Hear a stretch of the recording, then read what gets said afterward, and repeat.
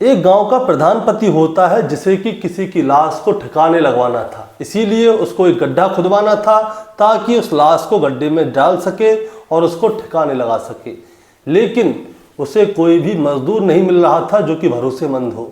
इसीलिए उसे याद आता है कि उसी के गांव के 2 किसान हैं जो कि मजदूरी का काम करते हैं, क्यों ना उन दोनों से बात की जाए, क्योंकि ये दोनों उसके भरोसेमंद थे। अब ये उनके पास जाता है और उनसे कहता है कि तुम्हें मेरा एक काम करना होगा और वो काम सिर्फ 1 घंटे का है, जिसके लिए मैं तुम दोनों को 70 हज़ार रुपये दूंगा और जितनी चाहे उतनी शराब पीने के लिए दूंगा। अब ये दोनों लोग ये सुनते हैं कि 70 हज़ार रुपये मिलेंगे, भाई ऐसा क्या काम है। इसीलिए ये लोग क्या करते हैं, इस काम को करने के लिए तैयार हो जाते हैं।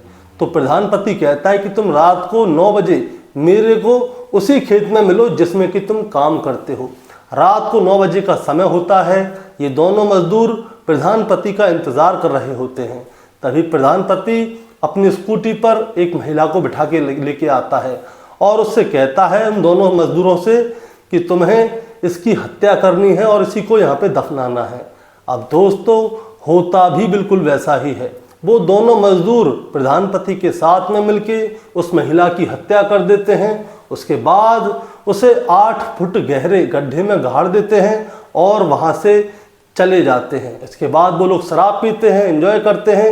ये लोग सोचते हैं कि ये मामला खुलेगा नहीं, लेकिन जैसे ही कुछ दिनों बाद उस महिला की लाश उस गड्ढे से बाहर आई तो दोस्तों सभी लोग ये सोचने पर मजबूर हो जाते हैं कि इतनी छोटी सी वजह की वजह से इस महिला की कोई हत्या भी कर सकता है। दोस्तों आखिर ऐसी क्या वजह रही होगी कि प्रधान पति उस महिला की हत्या करवाने के लिए 2 मजदूरों को लेकर आया और उसकी लाश को 8 फुट गहरे गड्ढे में गड़वा दिया। दोस्तों आज की कहानी से यही जानने की कोशिश करेंगे और कहानी शुरू करूंगा उससे पहले मैं बस आपसे यही कहना चाहूँगा, चैनल पे अगर नए हैं तो जल्दी से चैनल को सब्सक्राइब कर दीजिए ताकि रोजाना शाम को 8 बजे मैं आपके लिए एक सच्ची घटना की कहानी लेकर आ सकूं। नमस्कार दोस्तों, मैं गौरव शर्मा और आप देख रहे हैं गौरव शर्मा सफ़र। दोस्तों आज की जो सच्ची घटना मैं आपको सुनाने जा रहा हूं, ये सच्ची घटना शुरू होती है उत्तर प्रदेश के बदायूं जिले से और बदायूं का ही एक थाना लगता है दातागंज और दातागंज के थाने क्षेत्र में ही एक गाँव आता है जिसका नाम है हसीमपुर। दरअसल दोस्तों होता क्या है, हसीमपुर का ही एक आदमी होता है जिसका नाम होता है नूर हसन। वो अपनी भांजी को बहुत ढूंढ रहा था क्योंकि उसकी भांजी अचानक से गायब हो जाती है, जिसका नाम होता है मुस्कान और उसकी उम्र होती है 28 साल के आसपास, जो कि नौटंकी में डांस का काम करती है, यानी कि नौटंकी में काम करती है। वो एक डांसर है। वो अपनी भांजी को जगह जगह ढूंढता है लेकिन उसे उसकी भांजी मिलती नहीं है। इसके बाद वो क्या करता है दोस्तों, वो सिविल लाइन थाना क्षेत्र में जाता है जो कि बदायूं में ही है। वहाँ पे जाके वो थानेदार साहब से कहता है कि साहब मेरी भांजी है जिसका नाम है मुस्कान, जिसकी उम्र 28 साल है, जो कि नौटंकी में काम करती है, वहाँ पे डांसर है, लेकिन अचानक से ही ये 18 फरवरी की रात से गायब है। यानी कि 18 फरवरी 2025 की रात को ये नौटंकी करने के लिए गई थी लेकिन वहाँ से आई नहीं है। मैंने हर जगह ढूंढ लिया लेकिन ये मुझे कहीं भी नहीं मिल रही। इसका एक 3 साल का बच्चा है, वो बहुत परेशान हो रहा है। वो मुझसे बार बार कहता है कि मामा जी माँ कहाँ है, माँ कहाँ है। मैंने उसे हर जगह ढूंढ लिया लेकिन वो कहीं भी मिल नहीं रही। अब दोस्तों पुलिस वाले क्या करते हैं, जो नूर हसन होता है, नूर हसन की बात को इतनी सीरियस नहीं लेते। अमूमन होता क्या है, जब कोई थाने या चौकी में जाता है तो वहाँ पे किसी की गुमशुदगी की रिपोर्ट लिखवाता है तो पहले पुलिस वाले यही कहते हैं कि हो सकता है कि शायद वो कहीं चला गया हो, किसी के साथ घूमने गया हो, या ये लड़की है तो किसी के साथ भाग गई हो, थोड़े दिन में वापस आ जाएगी, तुम टेंशन मत करो। लेकिन दोस्तों अब क्या होता है, जो नूर हसन होता है अब वो थाने से वापस आ जाता है लेकिन उस पर रहा नहीं जाता। 1 दिन हो जाते हैं, 2 दिन हो जाते हैं। थोड़े दिन बाद क्या होता है, जब उसकी भांजी घर पे नहीं आती वो फिर से थाने जाता है और वहाँ पे जाके एक आदमी के ऊपर उसे शक होता है। उस आदमी का नाम बताता है कि और कहता है कि साहब मुझे लगता है कि इस आदमी ने, उस आदमी का नाम था रिजवान, वो कहता है कि मुझे रिजवान नाम के आदमी के ऊपर शक है, शायद इसी ने मेरी भांजी को गायब किया है। लेकिन दोस्तों जो नूर हसन है उसने जब रिजवान का नाम बताया था तो पुलिस कह रही थी कि रिजवान तो खुद पुलिस के साथ में मुस्कान को ढूंढने की कोशिश कर रहा है, वो खुद मुस्कान को ढूंढ रहा है कि मुस्कान कहाँ है। अब जिसका नाम लिया जा रहा था वो खुद ही उस महिला को ढूंढ रहा है जो गायब है। अब दोस्तों होता क्या है, इसके लगभग 8-9 दिन के बाद की बात है, यानी कि 28 फरवरी 2025 को जो रिजवान है, रिजवान कहाँ का रहने वाला है दोस्तों मैं आपको बताना चाहूँगा। रिजवान जो है उझानी थाना क्षेत्र के गांव अल्लाहपुर का रहने वाला है और 28 फरवरी 2025 को इसके ऊपर एक केस दर्ज होता है, छोटा मोटा सा केस दर्ज होता है, जिसके लिए इसे 28 फरवरी 2025 को गिरफ्तार कर लिया जाता है। इसके ऊपर FIR दर्ज होती है सिविल लाइन थाना क्षेत्र के अंदर ही, और इसके ऊपर जो FIR दर्ज होती है दोस्तों मैं आपको बताना चाहूँगा 0099/2025 भारतीय न्याय संहिता 140 के तहत इसके ऊपर मुकदमा दर्ज होता है। और मुकदमा दर्ज होने के बाद इस मुकदमे में इसमें होता क्या है दोस्तों मैं आपको बताना चाहूँगा। इस धारा के अकॉर्डिंग हत्या या फिरौती के लिए किसी को अपहरण करना होता है। इसी मामले में इसको पुलिस वाले क्या करते हैं, इसे गिरफ्तार कर लेते हैं, और जब इसे गिरफ्तार कर लेते हैं तो इसका मैटर ही अलग हो जाता है। लेकिन होता क्या है, उसके लगभग 27 दिन बाद ये अचानक से जेल से छोड़ दिया जाता है, इसकी जमानत हो जाती है। और जब ये जेल से छोड़ा जाता है तो दोस्तों जो मुस्कान का मामा था वो पुलिस के पास दोबारा से जाता है और पुलिस वालों से कहता है कि साहब हो ना हो रिजवान ने ही मुस्कान को गायब किया है, आप एक बार तो रिजवान से जाके बात कीजिए, उससे पूछिए कि आखिर वो गई तो गई कहाँ। अब पुलिस वाले शुरुआत में तो इस मामले को इतने सीरियस में ले नहीं रहे थे, लेकिन जब मुस्कान का मामा बार बार जा रहा था पुलिस के पास तो पुलिस वाले सोचते हैं कि चलो रिजवान से एक बार बात कर ली जाए कि आखिर मामला क्या है। तो दोस्तों इसके बाद पता क्या चलता है मैं आपको वो बताना चाहूँगा। रिजवान की जो पत्नी है उसका नाम है जैनब, जो कि अल्लाहपुर गांव की प्रधान है, और अल्लाहपुर गांव की प्रधान है इसीलिए रिजवान से प्रधान पति कहा जाता है। और जब रिजवान को गिरफ्तार किया था तो उससे मुस्कान के बारे में पूछी थी, और बाहर भी पुलिस ने जब जांच पड़ताल की थी तो पता चला है कि जो रिजवान है उसकी 2 पत्नियां होती हैं, जिनमें पहली होती है जैनब जो कि अल्लाहपुर गांव की प्रधान है, और दूसरी जो है वो है मुस्कान जो कि नाटक नौटंकी में डांस का काम करती है, एक डांसर है। और मुस्कान का एक बच्चा भी है जिसकी उम्र है 3 साल, और वो बच्चे का बाप जो है वो रिजवान है। अब रिजवान से पूछा जाता है कि तुम्हें मुस्कान कहाँ पे कैसे मिली, शुरू से लेकर आखिर तक बताओ क्या कहानी है। तो रिजवान बताता है 2020 की बात है। 2020 में रिजवान एक गांव में जाता है नौटंकी देखने, और वहाँ पे उसे मुस्कान डांस करती हुई दिखती है, और जब उसे ये देख रहा होता है कि मुस्कान डांस कर रही है तो इसे वो पहली नज़र में ही भा जाती है, इससे पहली नज़र वाला प्यार हो जाता है। ये उससे संपर्क साधने की कोशिश करता है तो संपर्क सध भी जाते हैं, फ्रेंडशिप वगैरह भी हो जाती है, उसके बाद में प्यार हो जाता है। और उसके बाद 2021 में ये दोनों क्या है शादी करने का फैसला कर लेते हैं, और ये बदायूं के सिविल लाइन थाना क्षेत्र में ही जहानाबाद है, और जहानाबाद में गालम पट्टी है, गालम पट्टी में एक कमरा किराए पे लेता है और वहीं पे मुस्कान को रखता है। ये अपने गांव में अपनी पत्नी जैनब के पास जाके रहता था और गालम पट्टी में मुस्कान के पास जाया करता था, और इसी दौरान इसके 3 साल का बच्चा हो गया। अब होता क्या है दोस्तों, आज से लगभग 3-3.5 साल पहले की बात है, इसकी पत्नी जैनब को मुस्कान के बारे में पता चल जाता है, और जैसे ही जैनब को मुस्कान के बारे में पता चलता है तो वो घर में कलह कलेश मचाना शुरू कर देती है। अब जैनब को पता चल गया है, वो घर में शोर मचाती है, छोटी छोटी बातों पे ही इससे लड़ती है। अब रिजवान अपनी पत्नी जैनब से परेशान हो जाता है, तो वो क्या करता है, वो मुस्कान के पास जाता है। मुस्कान के पास थोड़े समय तक तो सब कुछ ठीक चल रहा था, लेकिन जैसे ही इसका बच्चा पैदा हुआ उसके बाद से ही मुस्कान की जो डिमांड है वो बढ़ती जाती हैं। दरअसल रिजवान जो है मुस्कान को पहले 10,000 रुपये महीने के तौर पे दिया करता था, खर्चा पानी घर का, लेकिन अब मुस्कान जो है उससे 40,000 रुपये मांग रही है कि मैं 40,000 रुपये से कम नहीं रहूँगी, मुझे पूरा घर देखना पड़ता है, बच्चा देखना पड़ता है, सारी गृहस्थी है, सब कुछ देखना है, मुझे 40,000 रुपये चाहिए। लेकिन रिजवान कहता है तुम तो मेरी कमाई भी नहीं है कि मैं तुम्हें 40,000 रुपये महीने दूं, अपने घर पे नहीं देता मैं 40,000 रुपये, तो तुम्हें कैसे दूं। अब जब ये मुस्कान को 40,000 रुपये नहीं दे पाता तो उसके बाद क्या होता है दोस्तों, मैं आपको बताता हूँ।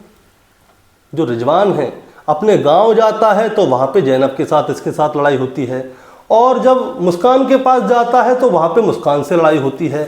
रिजवान बहुत ज़्यादा परेशान हो जाता है, वो ना घर का रहता है ना घाट का रहता है, जहाँ जाता है वहीं पे उसके साथ चे चे पे शुरू हो जाती है। इसके बाद क्या होता है दोस्तों, ये सोचता है कि क्यों ना मुस्कान को रास्ते से हटा दिया जाए। मुस्कान को रास्ते से हटाने के बाद इसके दो फायदे होंगे। पहला फ़ायदा तो ये है कि इसकी जो पत्नी है वो गांव की प्रधान है, वो खुश हो जाएगी कि इसने इसकी जो दूसरी पत्नी है इसने वो छोड़ दी, अब ये मेरे साथ ही रहता है। और दूसरा फ़ायदा ये है कि मुस्कान जो है इस पर 40,000 रुपये महीने देने का प्रेशर बना रही है, तो क्यों ना एक तीर से दो निशाने लगाए जाएं। इसीलिए ये क्या करता है, मुस्कान की हत्या करने का फैसला कर लेता है। और जब ये मुस्कान की हत्या करने का फैसला करता है तो ये पूरी प्लानिंग करता है कि क्या चीज़ कैसे कैसे की जाए। इसीलिए दोस्तों क्या करता है, इसने मुस्कान की जो लाश है उसको ठिकाने लगाने के लिए ये सोचा था कि ये उसे गड्ढे में गाड़ देगा, लेकिन गड्ढा खोदेगा कौन। गड्ढा खोदने के लिए भी तो ताकत चाहिए, अनुभव चाहिए। ये तो भाई प्रधान का पति है, ये थोड़ी गड्ढा खोदेगा। इसीलिए ये क्या करता है, मजदूर ढूंढता है जो कि इसके लिए समय से गड्ढा खोद दें और समय से ही उस पर मिट्टी भर दें। लेकिन ऐसे किसी मजदूर को थोड़े ले आएगा, इसीलिए इसे एक आदमी की याद आती है। होता क्या है मैं आपको बताना चाहूँगा। उज्जैना थाना क्षेत्र के गांव उज्जैना थाना क्षेत्र है, उसी का एक गांव लगता है नरऊ। उसमें दो किसान हैं जो कि इसके जानने वाले हैं, जिनमें एक का नाम है राम अवतार और दूसरे का नाम है राधे श्याम। अब रिजवान राम अवतार और राधे श्याम के पास जाता है और उनसे बात करता है कि आजकल तुम लोग कहाँ पे काम कर रहे हो। तो वो बताते हैं वो रविंद्र के खेत में नराई बुराई का काम कर रहे हैं। वहाँ पर इन्हीं के उज्जैना गांव का ही एक रविंद्र नाम का शख्स है, उसी के खेत में नराई बुनाई करते हैं, यानी खेती किसानी का काम करते हैं। तो ये क्या कहता है रिजवान उन दोनों से, वो कहता है कि ऐसा है, मेरा तुम्हें एक काम करना है और उस काम के मैं तुम्हें 70,000 रुपये दूंगा, और जितनी चाहे उतनी शराब, जितनी कहोगे उतनी शराब दूंगा मैं तुम्हें पीने के लिए, जब तक कि तुम अपने मुंह से मना ना कर दो कि बस अब शराब नहीं चाहिए। बताओ तुम मेरा काम करोगे। तो ये दोनों खुश हो जाते हैं कि भाई काम क्या है ये बताओ पहले। वो कहता है ऐसा कोई काम नहीं है, सिर्फ 1 से 2 घंटे का काम है, तुम्हें गड्ढा खोदना है बस और गड्ढे में मिट्टी भरनी है। वो कहते हैं बताओ तो सही। अब वो कहता है रिजवान तुम्हें पैसे चाहिए या नहीं चाहिए। तो वो दोनों कहते हैं हाँ हमें पैसे चाहिए।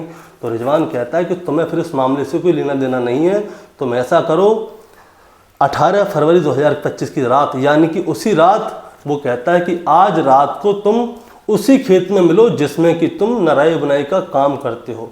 रात को मैं तुम्हारे पास आऊँगा और तभी तुम्हें बताऊँगा कि तुम्हें क्या करना है क्या नहीं करना।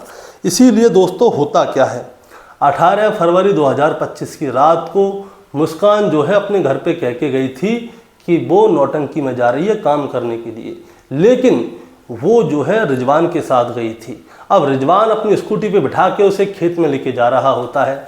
तो मुस्कान उससे पूछती है कि आप मुझे कहाँ पे लेके जा रहे हो उन खेतों के अंदर।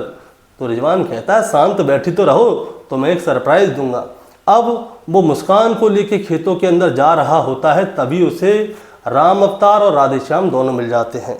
अब राम अवतार और राधे श्याम रिजवान को देखकर तुरंत खड़े हो जाते हैं और उससे राम राम श्याम श्याम करते हैं, क्योंकि वही प्रधानपति है वो। तो वो कहते हैं कि साहब बताओ क्या काम करना है। वो कहता है कि तुम्हें इस महिला की हत्या करनी है और उसके बाद इसे उस गड्ढे में गाड़ना है। अब जैसे ही मुस्कान ये वाली बात सुनती है कि हत्या करनी है, क्योंकि सुनसान इलाका था, खेत का जंगल था, अब वो क्या करती है, मुस्कान वहाँ से भागने की कोशिश करती है।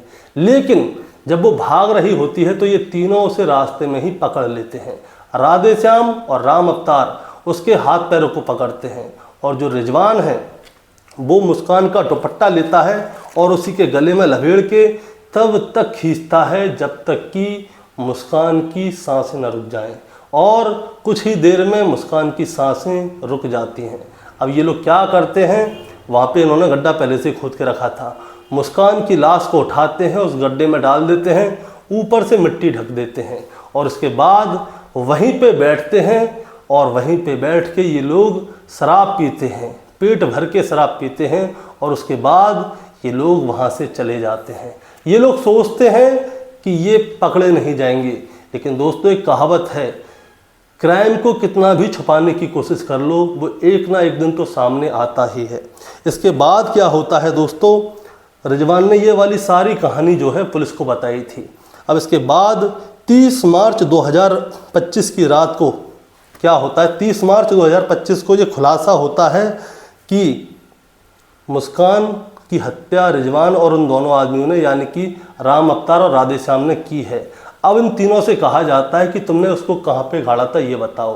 दोस्तों मैं आपको बताना चाहूँगा 30 मार्च 2025 की रात को सारा देश ही नहीं सारी दुनिया चांद का दीदार कर रही थी, लेकिन उस समय पे ये लोग पुलिस को उस जगह की निशानदेही दे रहे थे जहाँ पे कि इन लोगों ने मुस्कान को मार के गाड़ा था।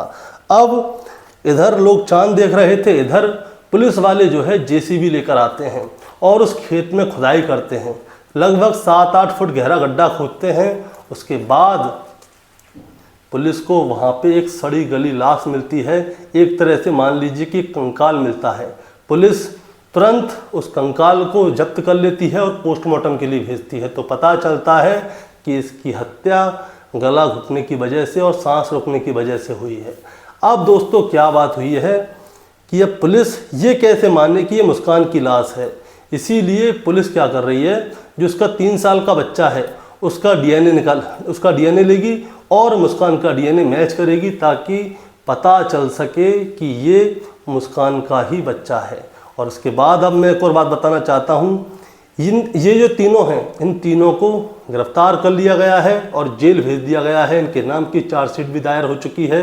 अब ये लोग जो है कुछ दिनों के लिए पुलिस की कस्टडी में जाएंगे, इसलिए ताकि ये पता चल सके कि इन तीनों के अलावा कोई चौथा भी था या नहीं जहाँ पे मुस्कान की हत्या हुई थी। दोस्तों अब ये तीनों जेल जा चुके हैं और दोस्तों इस कहानी को सुनाने का मतलब आपको परेशान करना या विचलित करना बिल्कुल भी नहीं है, बस आपको बताना है और जताना है। बताना और जताना ये है कि रिजवान ने ये सोचा था कि ये कभी पकड़ा नहीं जाएगा, इसीलिए जो इसके ऊपर एक केस दर्ज हुआ था, एफआईआर दर्ज हुई थी, ये चाहता तो वो इतनी बड़ी एफआईआर नहीं थी, ये चाहता तो दूसरे दिन ही छूट के आ सकता था। लेकिन इसने क्या सोचा कि पुलिस बाहर मुस्कान के केस को देखेगी, इसीलिए ये उस मामले को बढ़ा देता है। ये अपनी जमानत भी नहीं करवाता बहुत दिन तक और ये आराम से जेल में ज़िंदगी गुजार रहा होता है और ये सोचता है कि ये बच जाएगा, लेकिन पुलिस ने आखिरकार इसे पकड़ लिया। अब दोस्तों आपका क्या कहना है इस कहानी के बारे में, आप ज़रा हमें कमेंट में बताएं। चैनल पे नए हैं तो सब्सक्राइब करके जाएं ताकि रोज़ाना शाम को 8 बजे मैं आपके लिए एक सच्ची घटना की कहानी लेकर आ सकूं। नमस्कार।